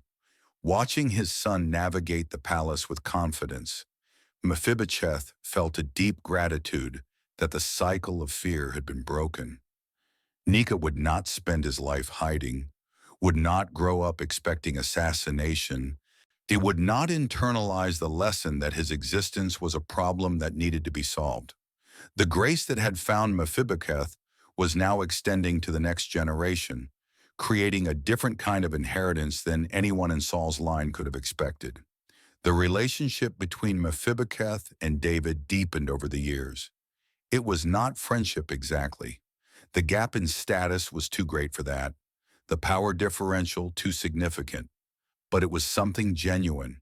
something that went beyond the formal covenant that had brought Mephibosheth to Jerusalem in the first place. David would sometimes ask Mephibosheth about Saul, wanting to understand the man who had hunted him for so many years. These conversations were delicate, requiring Mephibosheth to speak honestly about his grandfather's failures while honoring the man's memory, but to acknowledge the paranoia and rage that had poisoned Saul's final years, while also remembering that he had been a king chosen by the Almighty, a man who had started well, even if he ended badly. David listened to these stories with an intensity that suggested he was still processing his complicated history with Saul, the king who had tried to kill him, the father of the friend who had saved him, the predecessor whose throne he now occupied. David's relationship with Saul's legacy was complex, full of contradictions that he was apparently still working through decades later. Mephibosheth's presence seemed to provide some kind of resolution to that complexity. By honoring Saul's grandson, David was acknowledging that Saul's reign had mattered, that the first king had been part of Israel's story, even if that story had not ended well. By treating Mephibosheth with dignity, David was demonstrating that he bore no malice toward Saul's line, that his assumption of the throne had not been about destroying what came before, but about building something new while honoring what was valuable in the past. There were difficult moments too. Political tensions in the kingdom sometimes put Mephibosheth in uncomfortable positions. When conflicts arose about succession, about who would inherit David's throne after him, there were those who whispered that Saul's line might have claims worth considering, that perhaps Mephibosheth himself should be in the succession discussions. He shut down these conversations immediately whenever they arose. He had no interest in challenging David's sons for the throne, no ambition to restore his grandfather's dynasty, no desire to become a focal point for political intrigue. David had shown him kindness when kindness was not required, had elevated him when elimination would have been easier. Mephibosheth's loyalty was not calculated, it was genuine. It was gratitude expressing itself as faithfulness. This loyalty was noted. David heard about the conversations Mephibosheth had shut down about his clear statements that he supported David's chosen succession, about his refusal to become a political tool for those who wanted to create divisions in the kingdom, and the king's respect for him deepened as a result. The meals continued night after night, year after year. They became so routine that Mephibosheth sometimes had to remind himself how extraordinary they were. Ate food prepared in the royal kitchens by skilled cooks with access to the best ingredients from across the kingdom. Drank wine from vineyards David owned, participated in conversations about matters of state and family gossip with equal ease. He learned the personalities of David's sons. Amnon, the eldest, ambitious but troubled. Absalom, the beautiful one, charismatic but nursing hidden resentments. Solomon, one of the younger sons, who showed unusual wisdom even as a child. Each had their own relationship with their father, their own strengths and weaknesses, their own place in the complex dynamics of the royal household. Mephibosheth was careful to remain neutral in family conflicts, to offer support without taking sides, to be someone the princes could talk to precisely because he had no stake in their competitions with each other. This neutrality made him valuable in unexpected ways. He became a kind of unofficial mediator, someone who could be trusted because he wanted nothing beyond the seat he already had. His wife had adapted to palace life more quickly than he had. She made friends among the other women in the household, managed their quarters with competence, raised me with wisdom that balanced gratitude for their circumstances with awareness of how unusual those circumstances were. She understood that they lived in grace, that everything they had was gift rather than right, and she made sure Miko understood this too. Sometimes late at night, Mephibosheth would walk through the palace corridors. His movements were slow and effortful, requiring him to lean on walls or furniture for support, but he had learned to navigate the spaces with increasing confidence. And as he walked, he would think about Loabar. The village seemed impossibly distant now, not just geographically, but psychologically. He had been a different person there, defined by fear, limited by expectation, convinced that the world had nothing good to offer him, certain that his only hope was to remain invisible, so to pray that no one remembered he existed. Jerusalem had taught him different lessons, that grace was real, that covenant mattered, that kindness could be stronger than political calculation, that a king could choose mercy over security and still remain king, that sometimes promises made in love were kept even decades after the person who inspired them had died. He thought about all the years he had spent hiding, all the energy devoted to remaining invisible, all the assumptions about how power worked and what he could expect from those who wielded it. All of it had been wrong. Not wrong in principle, perhaps. Most kings probably did operate the way he had assumed David would, but wrong in this specific case. Wrong because he had not accounted for David's character. Wrong because he had not known about the promise made to Jonathan. A wrong because grace had been looking for him even when he was convinced he was beneath anyone's notice. The table became for Mephibosheth a symbol of everything he had learned. It was not just furniture, it was a statement about value and worth, about who gets to sit and who has to stand, about whose voice matters and whose can be ignored. And at David's table, Mephibosheth's voice mattered. His presence was desired. His participation was welcome. This was what it meant to live under grace. Not to earn your place daily through performance, not to constantly prove your worth through achievement, but simply to accept that the invitation was real. The seat was yours and the king wanted you there. To believe that belonging was not conditional on being perfect or impressive or even particularly useful. To understand that sometimes love just is without calculation or measurement or return expected. Mephibosheth sat at the king's table like one of David's sons, and beneath that table, his broken feet were hidden. The disability that had defined him for so long became irrelevant in the place where grace was most fully expressed. He belonged not because he was whole, but because he was wanted, not because he was strong, but because he was loved, not because of who he was, but because of whose he was, a child of covenant, an heir of promise, someone remembered by a king who never forgot. Chapter 8. Loyalty tested. The peace of Mephibosheth's life in Jerusalem was eventually disrupted by forces beyond his control. David's son Absalom, ambitious and charismatic, launched a rebellion against his father. The conspiracy was well planned, built over years of careful cultivation of support among Israel's tribes. When it finally broke into the open, it gained momentum, quickly catching David off guard. The news of Absalom's revolt reached the palace in waves of increasing alarm. What had seemed like political maneuvering, like normal competition for influence and position, suddenly revealed itself as something far more dangerous. An organized attempt to overthrow the king, a civil war breaking out within David's own family. Mephibosheth watched the chaos unfold with growing concern. The household was in upheaval. David's loyal followers were preparing for departure, gathering weapons and supplies. Those with divided loyalties were calculating which side would ultimately prevail and adjusting their allegiances accordingly.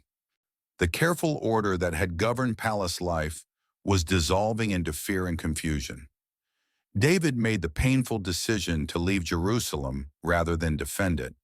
He was unwilling to let the city become a battlefield, unwilling to risk civilian casualties in a siege. It was a strategic retreat, but also a personal tragedy. The king, who had established Jerusalem as Israel's eternal capital, was abandoning it to avoid fighting his own son within its walls. The procession preparing to leave was a mixture of soldiers and refugees. David's most loyal troops, officials who had thrown their lot in entirely with the king, families fleeing the coming conflict, everyone who believed that Absalom's rebellion would result in bloodshed for anyone too closely associated with David's regime. Mephibosheth faced a choice, a complicated one that his physical limitations made even more difficult. His instinct was to go with David. Every fiber of loyalty he possessed told him that he should follow the king who had shown him such extraordinary kindness, that he should demonstrate his faithfulness by standing with David even when circumstances looked desperate. That covenant loyalty required him to share the king's hardship as he had shared the king's prosperity. But there was a problem, and his supporters were fleeing on foot, moving quickly to stay ahead of Absalom's forces. The journey would be difficult for healthy miles of rough terrain, rapid movement, the kind of travel that required physical capability and endurance. For someone with damaged feet who could barely walk without assistance, it would be nearly impossible. And Mephibosheth could not keep pace with fleeing soldiers. He would slow everyone down. He would require assistance at every step. He would, practically speaking, be a burden to people who needed to move quickly to survive. He agonized over this, wanted desperately to go, but understood that his disability might actually endanger the people he wanted to support. The choice was taken partly out of his hands by Ziba, the servant who managed his lands. Ziba came to him during the preparations for departure. He brought donkeys loaded with supplies, bread and wine, and provisions that David's fleeing household would need. But he did not ask Meth to come with him to support David, did not offer to help him make the journey, simply took the supplies and joined the exodus. Later, Mephibosheth would learn that Ziba had done more than just bring provisions.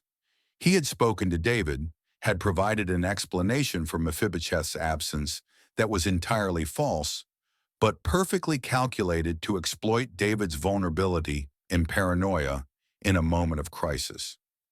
Ziba claimed that Mephibosheth had stayed in Jerusalem, hoping to reclaim his grandfather's kingdom, that he saw the rebellion as an opportunity, that if David fell and Absalom's rebellion failed, there might be those who would rally around Saul's bloodline, that Mephibosheth was, in short, a traitor who had been waiting all these years for a chance to restore his family's dynasty. It was a plausible accusation. Mephibosheth was, after all, the legitimate descendant of the previous dynasty. He had been treated generously by David, but who could say what ambitions he might harbor secretly? In a moment when David's own son had betrayed him, when the king was discovering that people he trusted were siding with Absalom, suspicion of everyone would have been natural. And Ziba's accusation had the ring of political logic to it. Of course, Saul's grandson would see this as an opportunity. Of course, he would position himself to take advantage of chaos. That was how power worked. That was what anyone in his position would do if they were smart. David, making decisions in the chaos of flight, believed Ziba's report, or at least believed it enough to act on it. He transferred all of Mephibosheth's property to the servant as a reward for his loyalty and his willingness to expose treachery. Everything that had been restored to Mephibosheth, all the lands and income that had provided security for his family, was taken away on the basis of an accusation he never had a chance to refute. Mephibosheth, for his part, knew nothing of Ziba's betrayal initially. He remained in Jerusalem not out of ambition, but out of necessity. His feet would not carry him on the journey David was making. He was effectively stranded by his disability, unable to demonstrate his loyalty in the most critical moment of his relationship with the king. The irony was devastating. Years ago, his feet had been damaged in a flight from political violence. Now, those same broken feet prevented him from fleeing political violence again. The injury that had defined his life continued to limit him in ways that went far beyond physical mobility. It prevented him from being where he most needed to be, from showing loyalty when loyalty mattered most, from standing with the king who had stood with him. Days passed.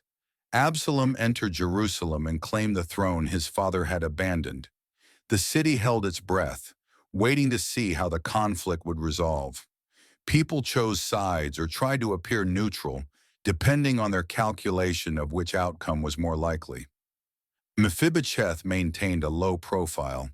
He was not approached by Absalom's supporters to join the rebellion. No one offered him a role in a restored sole monarchy. The political players in Jerusalem simply ignored him. His disability and his history made him seem irrelevant to the power struggles unfolding. This should have been familiar to him, being overlooked, being dismissed as unimportant. But after years of sitting at David's table, after years of being treated as someone whose presence mattered, being ignored felt different. It felt like a return to an old identity he had thought was behind him. It felt like Loar all over again, the place of nothing, where he was nobody. He wondered what David believed about him now, whether the king thought he had been harboring ambition all along, whether the years of shared meals and genuine relationship were being reinterpreted through the lens of Ziba's accusation, whether grace once given could be withdrawn based on false testimony and paranoid suspicion. The uncertainty was torture worse in some ways than the physical fear he had lived with in Lo-Debar. Then he had expected nothing and been surprised by grace. Now he had experienced belonging and was facing the possibility that it had been taken away.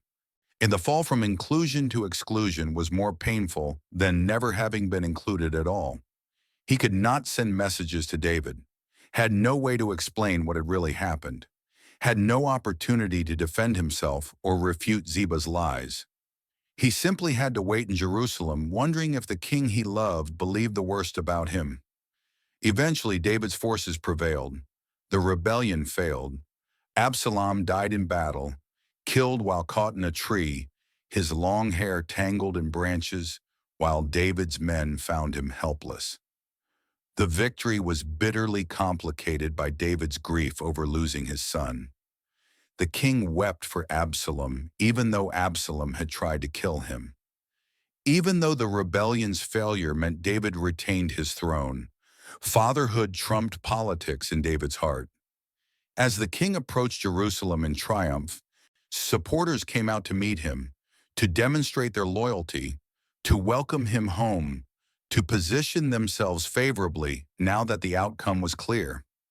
The road was crowded with people claiming they had always supported David, that they had never wavered, that they were overjoyed at his return.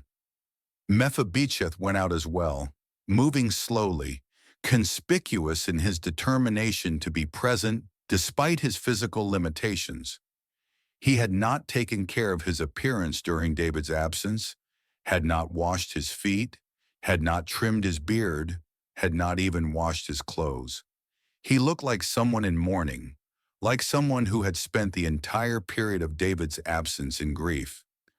David saw him in the crowd. Something complex crossed the king's face. Anger, perhaps, or hurt, or confusion. Mephibosheth had been accused of betrayal, yet here he was, claiming loyalty. One of them was lying, either Ziba or Mephibosheth, and David needed to know which. The king's voice was sharp when he spoke. "Why did you not go with me, Mephibosheth?" It was the first time David had addressed him directly since before the rebellion. The tone was different from any Mephibosheth had heard before. Not gentle, not warm, not even neutral. There was accusation in it, suspicion. The voice of a man who had been betrayed too many times and was determining whether this was another betrayal. Mephibosheth answered quickly, desperately, the truth pouring out. "My lord the king, my servant deceived me. I said I would saddle a donkey to ride on it, So I could go with the king because I am lame, but he slandered me to you." The explanation tumbled out. How he had wanted to go, how his disability had made it difficult, how Ziba had promised to help, but had instead abandoned him and lied to David. How he had remained in Jerusalem not out of ambition, but because he physically could not make the journey. David listened. His expression was unreadable. He was processing, weighing, trying to determine truth in a situation where multiple people had competing claims, and he had no way to know for certain who was lying. Mephibosheth continued, his voice carrying desperation and something else, a kind of wisdom that had been growing in him over years of experiencing grace. "My lord, the king is like an angel of the Almighty, able to discern good and evil. Do whatever seems good to you."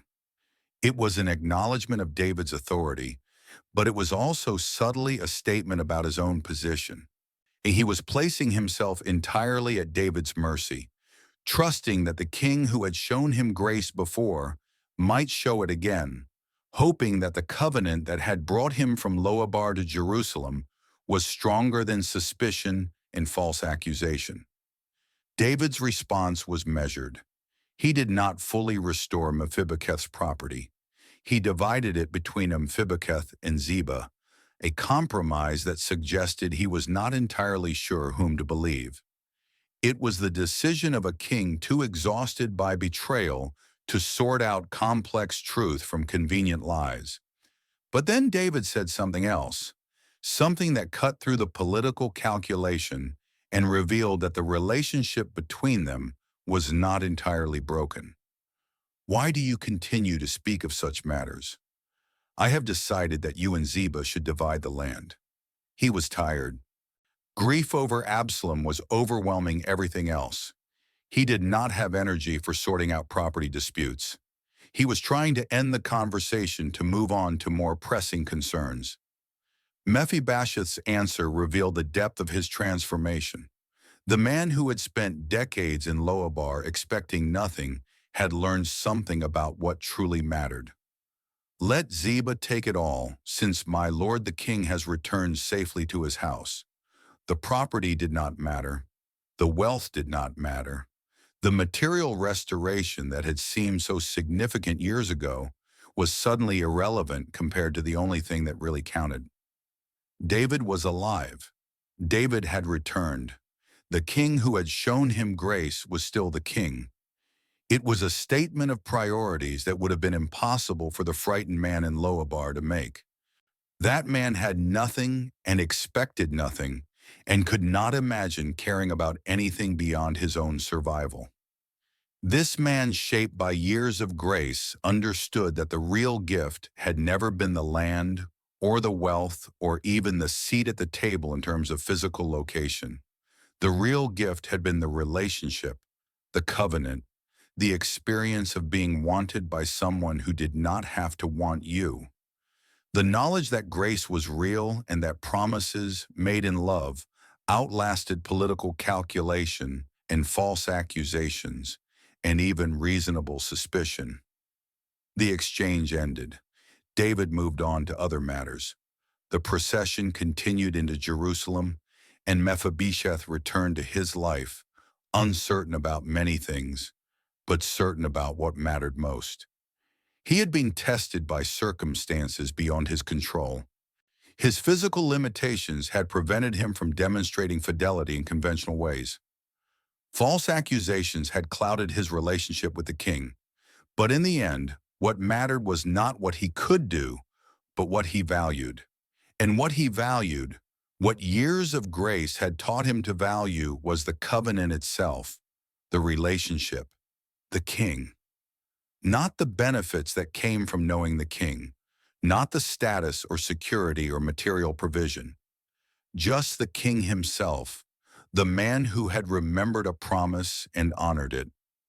The man who had shown kindness when kindness was not required. The man who had given him a seat at the table and made him feel like he belonged. That was worth more than all the land in Israel, worth more than material security, worth more than vindication or being proven right or having his property restored. The king had returned, and that Mephibosheth understood with clarity, born of years of experiencing grace, was all that really mattered. Epilogue: the kindness that outlived the past. Years later, long after the political turmoil had settled into history, long after Absalom's rebellion had become another story told about David's complicated reign, Mephibosheth continued to eat at the king's table. His hair had grayed. His body had aged. His son Micah had grown into a man with children of his own. The palace had seen numerous changes as the younger generation came of age and began assuming responsibilities. Yet some things remained constant: the evening meal, the familiar faces, though many were now different people than had been there at the beginning, the seat that was his, and the belonging that had become so routine he sometimes forgot how extraordinary it was. David had aged too, more dramatically than Mephibosheth. The warrior king had become an elder statesman, still sharp mentally, but aware of his mortality in ways that young men never are. His body showed the wear of decades of warfare and the emotional weight of complicated family dynamics. He was preparing for succession, making arrangements to ensure the kingdom would pass smoothly to Solomon.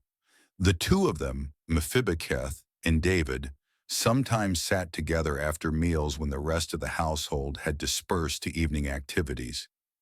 These quiet conversations had become precious to both of them. Moments to reflect on how far they had come, how much had changed, how covenant had shaped both their lives in unexpected ways. "Do you ever think about Loar?" David asked one evening. The question was gentle, reflective, the query of someone looking back over a life and trying to understand its patterns. Mephibosheth smiled slightly. The village seemed impossibly distant now, separated not just by miles, but by the vast gulf of experience. "Every day," he admitted, "not because I want to return, but because I need to remember where I came from, what I believed about myself, what I expected from the world." "And what did you expect?" "Nothing," Mephibosheth said simply, the single word carrying the weight of decades. "I expected nothing. I thought I had been forgotten by everyone who mattered. I thought my grandfather's fall had erased any possibility of significance for his descendants. I thought the best I could hope for was to remain invisible, to be overlooked, to just somehow survive until death found me quietly." David nodded slowly. He understood. He had known his own seasons of hiding, his own years of believing survival was the highest achievement he could aspire to. "Jonathan would have hated that," he said after a moment. "He never wanted you to live in fear." "I did not know that then," Mephibosheth replied. "I did not know about the covenant you had made. I did not know you were looking for me. All I knew was fear, the certain knowledge that someday, somehow, the king would remember I existed and send soldiers to finish what started at Mount Gilboa. And instead, you sent soldiers with an invitation." Mephibosheth's voice carried wonder even after all these years. "Grace found me when I was convinced I was beyond anyone's concern." They sat in comfortable silence for a moment. Outside, the city of Jerusalem was settling into evening. Lamps were being lit in houses across the hillsides. The sounds of family life, of children being called to dinner, of daily routines being completed, drifted through the palace windows. "And now," David asked, "what do you believe now?" Mephibosheth looked around the hall at the table where they sat at the evidence of belonging that surrounded him. "Now I know something different. I know that grace is real, that promises matter, that covenant love is stronger than political calculation or personal fear." But sometimes impossibly, people keep their word not because it benefits them, but because faithfulness is part of who they are. It was a simple summary of a complex journey from Loabar to Jerusalem, from hiding to belonging, from fear to something that felt like faith, from expecting death to discovering life. David placed a hand on Mephibosheth's shoulder. The gesture was familiar now, comfortable, a physical expression of genuine affection that had grown over years of shared meals and conversations. "Your father would be proud of you," he said, "of the man you have become, the father you have been to Micah, the way you have carried yourself through everything." The words meant more than David perhaps realized. Mephibosheth had spent so much of his life feeling like a disappointment, the grandson who could not walk, the prince who could not lead armies, the heir who could not inherit anything because the throne itself had fallen. To hear that Jonathan would have been proud of him, that his father would have approved of how he had navigated an impossible situation, was healing in ways that went deeper than words could fully express. But sometimes impossibly, people keep their word, not because it benefits them, but because faithfulness is part of who they are. It was a simple summary of a complex journey from Loabar to Jerusalem, from hiding to belonging, from fear to something that felt like faith, from expecting death to discovering life. David placed a hand on Mephibosheth's shoulder. The gesture was familiar now, comfortable, a physical expression of genuine affection that had grown over years of shared meals and conversations. Your father would be proud of you," he said, "of the man you have become, the father you have been to Micah, the way you have carried yourself through everything." The words meant more than David perhaps realized. Mephibosheth had spent so much of his life feeling like a disappointment, the grandson who could not walk, the prince who could not lead armies, the heir who could not inherit anything because the throne itself had fallen. To hear that Jonathan would have been proud of him, that his father would have approved of how he had navigated an impossible situation, was healing in ways that went deeper than words could fully express. The story of Methos was not one of dramatic miracles or supernatural intervention. It was quieter than that, more intimate, more human. It was a story about what happens when grace finds someone who has given up hoping for it, when mercy reaches into the forgotten corners of the world and calls someone by name, when a king remembers a promise and honors it, even though no one would have blamed him for forgetting. David had shown kindness for Jonathan's sake, but over the years it had become something more. The man he had elevated out of obligation had become someone he genuinely cared about. The covenant had started as a debt to a dead friend, but had transformed into a living relationship. Grace that began as a fulfillment of promise had grown into genuine love. This was the power of grace. It did not just restore material circumstances. It created new realities. It transformed identities. It took someone who saw themselves as a dead dog and convinced them slowly, meal by meal, year by year, that they were beloved, that they mattered, that their life had meaning and purpose and value. Mephibosheth's feet never healed. He carried that disability to his grave, as the text implies, never gaining the physical restoration that might have been possible through miracle or divine intervention. But beneath the table, in the place where grace was most fully expressed, it did not matter. His brokenness was not the defining feature of his identity. The table was not just a place to eat, but a metaphor for how grace works. It conceals our weaknesses and reveals our worth. He belonged because he was wanted. He was secure because the covenant was secure. He was loved because love once genuinely given does not calculate worthiness before deciding to continue. The story ends where it began at the king's table. But everything is different now. The frightened man from Loabar has become someone who knows he belongs. The one who expected judgment has received mercy. The one who hid in the place of nothing has found his place in the center of the king's household. This is what grace looks like when it reaches the places we thought it could never touch. Not a single moment of dramatic rescue, but a lifetime of daily reminders that you are wanted. Not a transaction where you earn your place, but a covenant where your place is given freely and maintained faithfully. Not a reward for deserving, but a gift for being.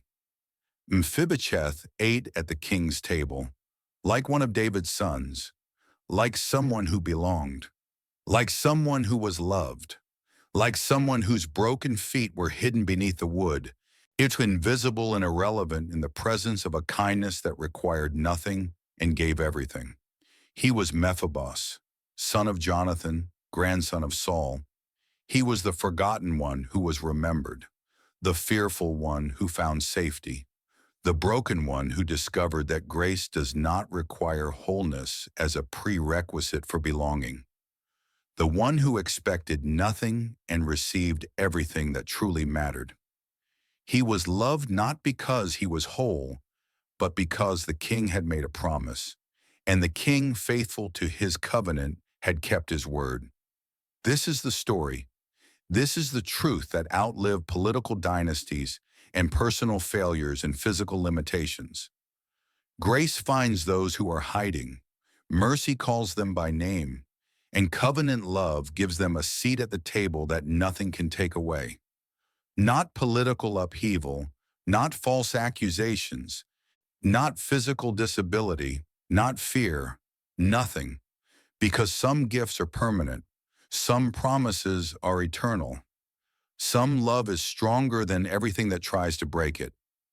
Mephibosheth, sitting at the king's table with his broken feet, concealed beneath the wood, knew this truth more deeply than almost anyone in Israel could have known it.